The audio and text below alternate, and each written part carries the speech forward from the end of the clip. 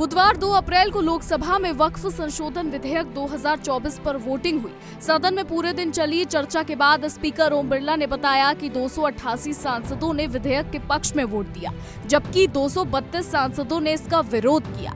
विधेयक के पारित होने पर समाजवादी पार्टी के सांसदों ने नाराजगी जताई और इसे मुसलमानों के खिलाफ बताया। चलिए आपको सुनवाते हैं कि सपा सांसद जिया उर रहमान बर्क ने इस विधेयक का विरोध करते हुए क्या कहा। अड़ी हुई थी इस बिल को पास कराने के लिए और हमें अफसोस है, हम लोगों ने पूरी तरह से विरोध और प्रदर्शन किया और पूरी ताकत के साथ में हमने, हमारी पार्टी ने, हमारे नेता माननीय अखिलेश यादव जी ने, लेकिन सरकार ने ये बिल पास करा लिया। और आने वाले समय के अंदर जब पुराने समय को याद किया जाएगा तो इस इतिहास को लोग माफ़ नहीं करेंगे कि किस प्रकार से इस बिल को पास कराया गया। लेकिन देखिए, सरकार लगातार यही समझाने की कोशिश कर रही है कि गलत नैरेटिव न सेट किया जाए। ये मुसलमानों के हित में है, महिलाओं के हित में है, जो गरीब मुसलमान हैं उनकी हित में है, तो लगातार विरोध क्यों? क्या हित में है, मैं पूछना चाह रहा हूँ। अगर ये हित में है तो फिर सरकार को समझाने के प्रयास की जरूरत ही क्यों पड़ रही है?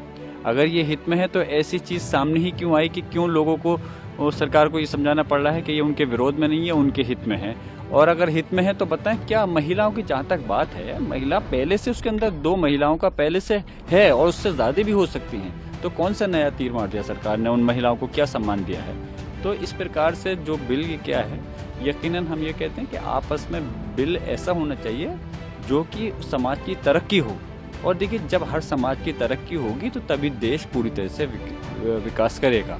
अगर एक समाज को टारगेट करेंगे तो फिर देश के प्रति, आप विकास के प्रति वो वफादारी नहीं कहला सकते। वहीं सपा सांसद मोहिबुल्लाह नदवी ने भी इस विधेयक को मुस्लिम समुदाय के खिलाफ बताया। चलिए सुनवाते हैं आपको कि उन्होंने क्या कहा। देखिए, जमहूरियत में, डेमोक्रेसी में सर गिने जाते हैं और भावनाएं और जज्बात जो है वो कहीं दब जाते हैं। और जब लोग इख्तिदार में होते हैं तो बहुत सी चीज़ों का उनको अंदाज़ा नहीं होता। चूँकि एक अहंकार भी होता है और बहुत सी चीज़ें हैं, लेकिन जो हुआ वो मैं समझता हूँ कि मुसलमानों के साथ इस देश में इससे ज़्यादा बुरा कोई और कानून पास नहीं हुआ होगा। और ये एक उनके साथ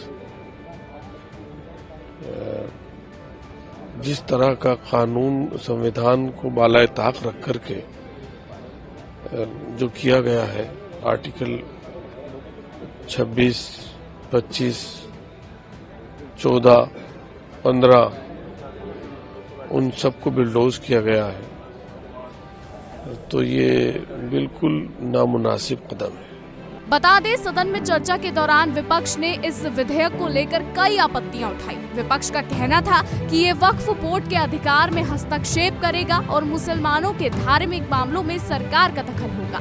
असदुद्दीन ओवैसी ने विधेयक का विरोध किया और अपनी बात रखने के बाद अंत में विधेयक की प्रति फाड़ दी।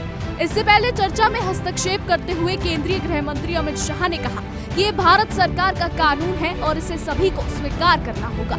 उन्होंने विपक्ष पर आरोप लगाते हुए कहा कि वो समाज में भ्रम फैला रहे हैं और मुसलमानों को डराकर उनका वोट बैंक बनाने की कोशिश कर रहे हैं।